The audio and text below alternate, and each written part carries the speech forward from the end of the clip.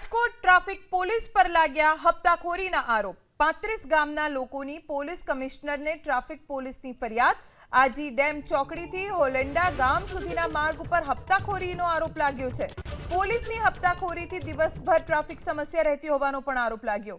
Police traffic નિયમનના બદલે હપ્તા ઉઘરાવતી હોવાનો આરોપ લગાવ્યો।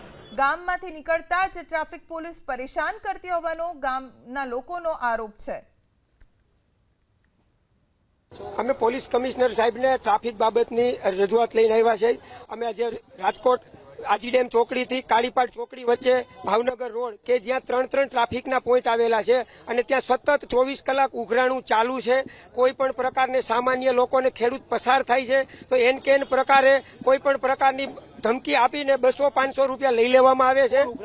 ટ્રાફિક પોલીસ પોતાનું મૂળભૂત ધર્મ ભૂલી ગઈ છે। ટ્રાફિક નિયમને બદલે અત્યારે એક એજન્સી તરીકે ઉઘરાણા એજન્સી તરીકે કામ કરતી હોય એ રીતે કામ કરે છે। આ 7 કિલોમીટરનો રોડમાં 3 પોઈન્ટ આવ્યા છે।